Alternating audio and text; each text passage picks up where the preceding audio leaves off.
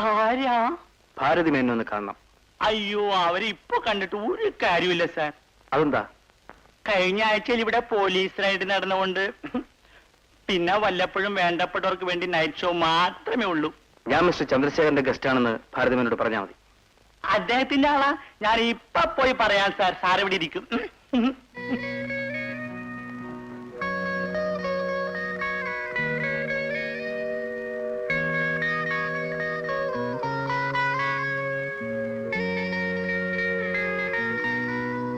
ചന്ദ്രശേഖരൻ സാറുമായിട്ട് എങ്ങനെയാ ബന്ധം? ഞങ്ങൾ ഫ്രണ്ട്സ് ആണ്. എന്റെ പേര് Isaac John. Oh, I see. അപ്പുകുട്ട, സാറിനെ മുകളിൽ വിളിച്ചോണ്ടു.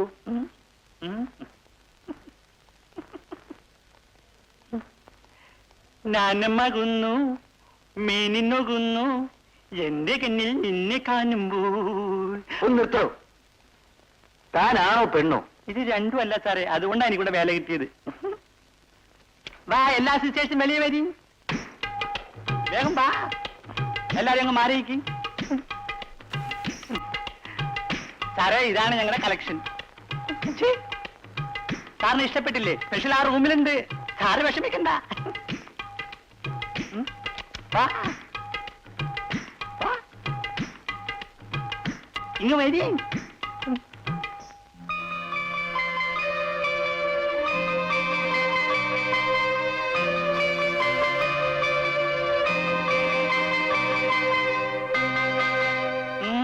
ഇഷ്ടപ്പെട്ടു അല്ലേ?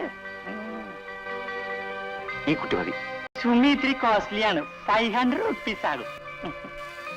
എത്രയായാലും മതി. എന്നാ ബാക്കിയുള്ള സിസ്റ്റേഴ്സ് ഒക്കെ പൊയ്ക്കോ. പൊയ്ക്കോ.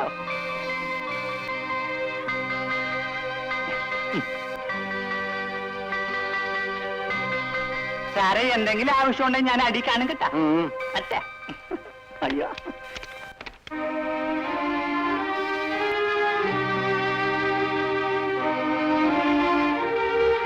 ഞാൻ എന്താ നിന്നെ വിളിക്കേണ്ടത്? സുമീന്നാണോ അതോ എൽസിന്നോ? സാറിന് എന്നെ മനസ്സിലായി അല്ലേ? അതുകൊണ്ടാണല്ലോ ഞാൻ നിന്നെ തന്നെ മതി എന്ന് പറഞ്ഞത്. പക്ഷേ നീ വിചാരിക്കുന്ന കാര്യത്തിനൊന്നുമല്ല ഞാനിവിടെ വന്നത്. എനിക്കതറിയാം. അപ്പച്ചൻ ജയിലിൽ നിന്ന് എഴുതിയ കത്തിൽ സാറിനെ കുറിച്ചുള്ള എല്ലാ വിവരങ്ങളും ഉണ്ടായിരുന്നു. അപ്പച്ചന് വേണ്ടി സാറിനോട് ഞാൻ മാപ്പ് ചോദിക്കുന്നു. മാപ്പ് ചോദിക്കലുകൊണ്ട് തീരാവുന്ന കാര്യമല്ല നിന്റെ അപ്പച്ചൻ എന്നോട് ചെയ്തത്. അപ്പച്ചൻ സാറിനെതിരായി കള്ളസാക്ഷി പറഞ്ഞത് എനിക്ക് വേണ്ടിയായിരുന്നു. നിനക്ക് വേണ്ടിയോ? അതെ സാർ. ശ്രീധന പണത്തിന്റെ പേരിൽ എന്റെ ഭർത്താവ് എന്നെ ഉപേക്ഷിച്ചു. ആ പണം തരാമെന്ന് പറഞ്ഞാണ് എന്റെ അപ്പച്ചനെ കൊണ്ട് ചന്ദ്രശേഖര മുതലാളി കള്ളസാക്ഷി പറയിച്ചത്. എന്നിട്ട് അയാൾ വാക്കുമാറിയതോ പോട്ടെ, ആ ദുഷ്ടം കാറോടിച്ച് ഒരാളെ കൊന്നതിന് പകരം എന്റെ അപ്പച്ചൻ ആ കുറ്റത്തിന് ജയിലിലും കയറ്റി. എന്നിട്ട് അയാൾ എന്നെ ഇവിടെയും കൊണ്ടെത്തിച്ചു. ഞാനിവിടെ ഇങ്ങനെയാണ് ജീവിക്കുന്നെന്നുള്ള കാര്യം ഇതുവരെ ഞാൻ എന്റെ അപ്പച്ചനെ അറിയിച്ചിട്ടില്ല സാർ.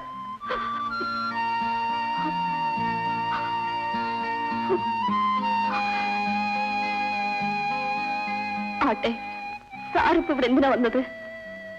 ഞാൻ എന്റെ ഭാര്യയെ അന്വേഷിച്ചു വന്നതാണ്. സാറിന്റെ ഭാര്യയുടെ പേര് രമ എന്നാണോ? അതെ. രമയെ കോടതിയിൽ നിന്ന് ജാമ്യം എടുത്ത് ഇവിടെ കൊണ്ടുവന്നിട്ടും അവൾ ആർക്കും വഴങ്ങിയില്ല. രമ മരിച്ചാലും അവളുടെ മാനം നശിപ്പിക്കാൻ ഈ ഭൂമിയിൽ ആരെ കൊണ്ടും കഴിയില്ല സാർ. അതെനിക്കറിയാം. ഞാൻ ജയിൽ ചാടിയത് അവളെ ഒരു നോക്ക് കാണാൻ വേണ്ടി മാത്രമാണ്. ഇന്ന് രമയെ ചന്ദ്രശേഖര മുതലാളിയുടെ ഗസ്റ്റ് ഹൗസിലേക്ക് കൊണ്ടുപോകുന്ന വഴിക്ക് വെച്ച് എങ്ങനെയോ രക്ഷപ്പെട്ടു പോയെന്ന് ഇവിടെ പറയുന്നത് കേട്ടു. പിന്നീടുള്ള കാര്യങ്ങളൊന്നും എനിക്കറിയില്ല.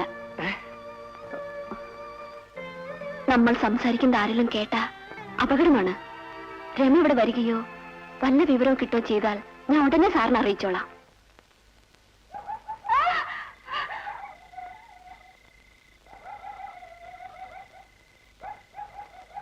ആരാത്?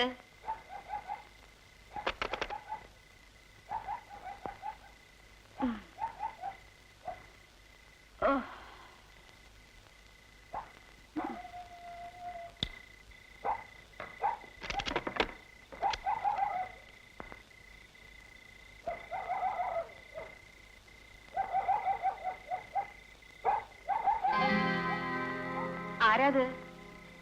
ആരാണെന്നാ ചോദിച്ചത്?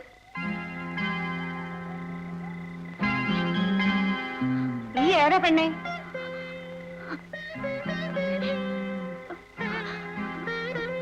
ഞാൻ ആരോരും ഇല്ലാത്തോളാണമ്മേ. മാനം പേടിച്ച ഇതിനകത്തോട്ട് ഓടിക്കയറിയത്. നിന്നെ കണ്ട് ഞാൻ പേടിച്ചില്ലോടി. ആരാണെന്ന് ചോദിച്ചാൽ നീ എന്താ മിണ്ടാതിരുന്നത്? എന്നെ 4-5 തെമ്മാടികൾ ഓടിച്ചുകൊണ്ട് വരികയായിരുന്നു. എന്റെ ശബ്ദം കേട്ട അവരിങ്ങോട്ട് കയറി വരുമെന്ന് പേടിച്ച മിണ്ടാത്തത്.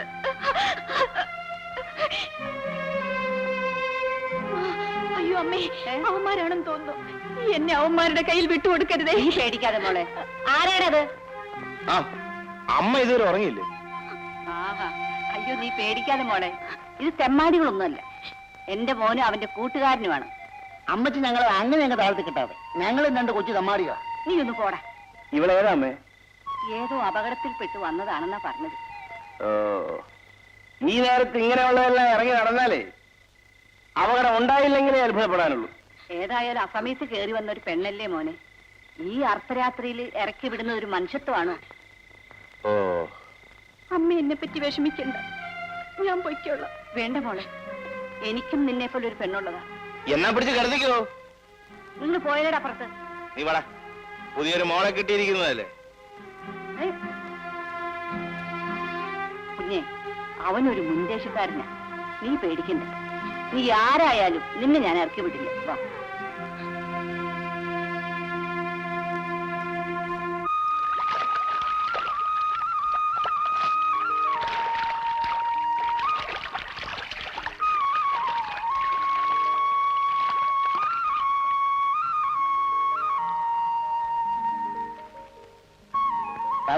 മുങ്ങി കുളിച്ച് കഴിഞ്ഞപ്പോ എന്റെ ബ്രെയിനിൽ നിന്ന് പെട്ടെന്നൊരു ഐഡിയ. എന്താടാ?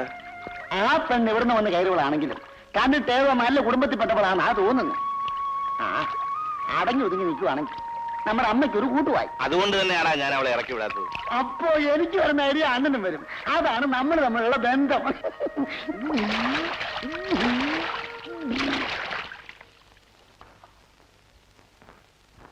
അമ്മേ, അമ്മേ.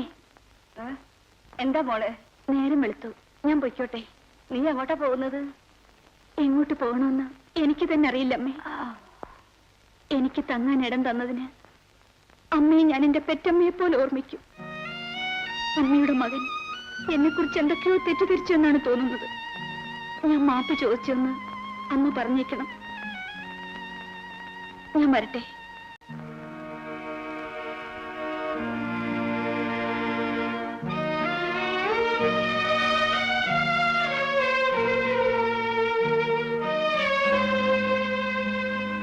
അവിടെ നിൽക്ക്.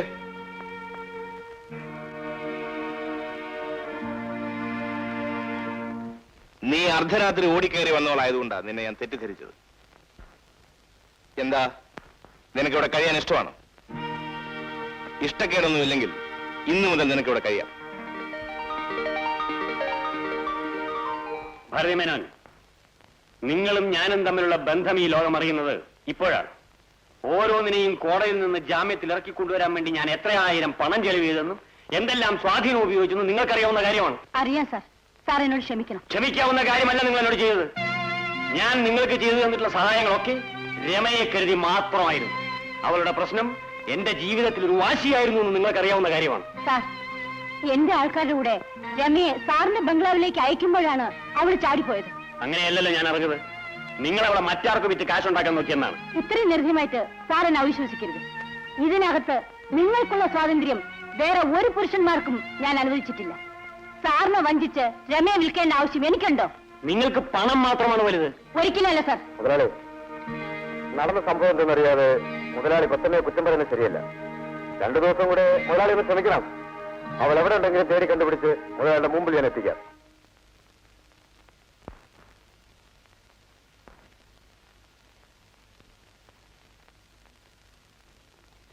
മതി മോളെ, നീ ഇനി പോയി അടുക്കളയിലെ കാര്യങ്ങളൊക്കെ നോക്ക്. ചോറും കറിയെല്ലാം ശരിയാക്കി വെച്ചിട്ടാമേ ഞാൻ ഇങ്ങോട്ട് വന്നത്. ഞാൻ പെറ്റു വളർത്തിയ മകളിൽ നിന്ന് പോലും എനിക്ക് കിട്ടാത്തൊരു ഭാഗ്യമാണ് മോളെ നിന്റെ ഓരോ പെരുമാറ്റവും.